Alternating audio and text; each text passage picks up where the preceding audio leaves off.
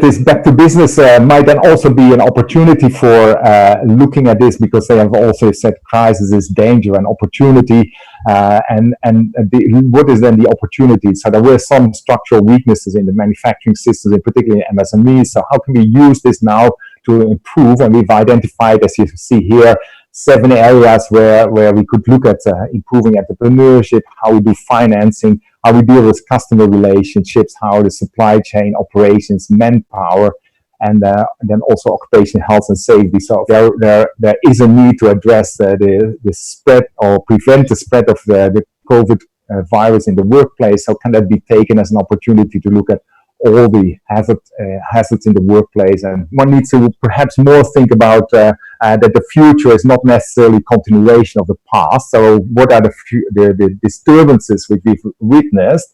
And you can see on this diagram that basically what we've seen is that the scale and the impact of the pandemic has surpassed any expectations, and also the degree and the restrictions on the movements and the aggregation of people have been very much disrupted at this point in time. So I think that maybe we are somewhere in the middle point, that if things can be managed, we could go back to return to business as usual, but the spread of the disease is certainly not yet under control, and COVID will be with us. Everybody already appreciates that pre-COVID was different to what we have now during COVID, and the future will probably also be different again.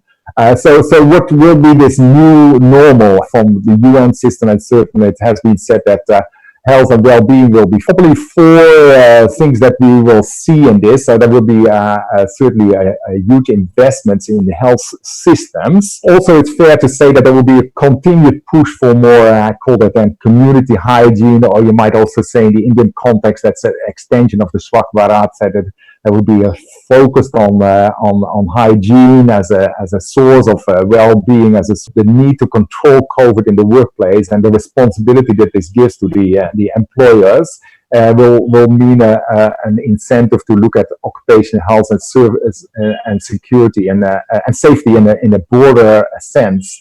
People who are buying stuff from you are expecting that you take care of the social conditions and health and safety. So we will see an increase in what is then known as voluntary sustainability standards in global supply chains. Then the second point, I think, is that we will see a transformation of global production and consumption systems. And here it's a bit more complicated to see exactly what is in the picture. But certainly we see 3 drivers or 3 features of this. I think that the future will be circular, digitized, and resilient. In terms of circular economy, it is very clear that we cannot continue to live beyond the means provided by nature. And it's very clear that climate change, land degradation, air pollution, chemicals and waste, you just name it. There's so many evidence of exceeding the carrying capacity of planet Earth. But there's also an economic argument of it, that we cannot afford to neglect the economic opportunities. The cost of renewables have come down, the cost of materials have gone up, so it's much more economically attractive to also invest in resource efficiency measures. So then we talk about circular economy, and I think that it is very important that this includes resource circularity, so keeping everything in continuous cycles, so perpetually recycling and reusing materials. But it also involves resource efficiency, so trying to do more with less stuff, and then also the resource switch, so looking at more renewable and natural materials that are biodegradable, can be recycled back into nature. But overall, this is an economy that focuses more on capturing and retaining economic value of natural resources and nature at large. In retrospect, perhaps COVID-19 has accelerated the uptake of digital and Industry 4.0 technologies. We have seen a kind of a spur of Industry 4.0 technologies in the last three to 6 months. But moving forward, UNIDO has been very much focused on what we then call the advanced digital production technologies, which is at the core of Industry 4.0. So that is saying that we're looking at that these require good industrial capabilities, and these are developed at the industrial level, and that we need complementary skills which are more problem solving and team working to be more interdisciplinary to make use of these advanced digital production technologies.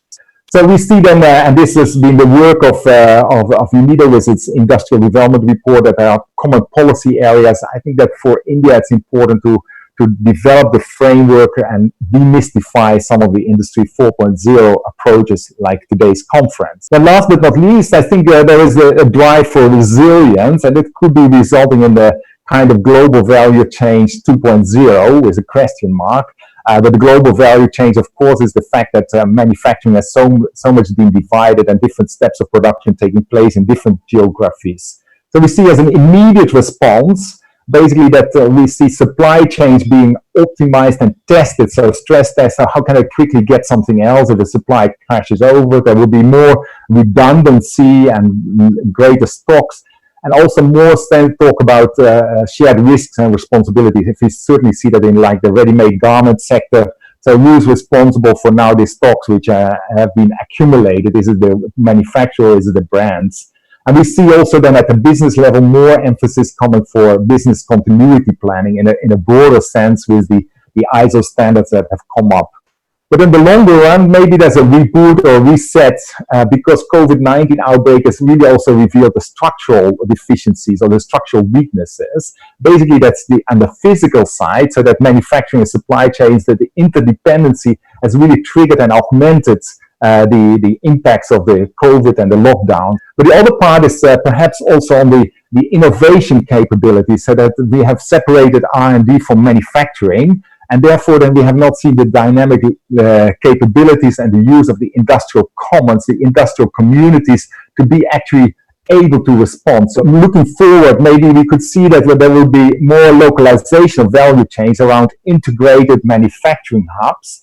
And with the focus, the language might change a little bit from changing from export processing zones to serve global value chains to manufacturing innovation ecosystems that are embedded in environmental and social sustainable eco-industrial parks. Closing, I want to say that we go past, present, future, and it was before and during and then with COVID, so there will be not immediately a post or a post stage there. And I think that we can certainly see that health and allied sectors will see expansion and innovation, and we will also have transformative change in production and consumption systems. And we should make sure that the large amounts that are now being spent by government or the public sector on recovery, that they also help us to move forward in a better way, building back better towards a sustainable and inclusive future.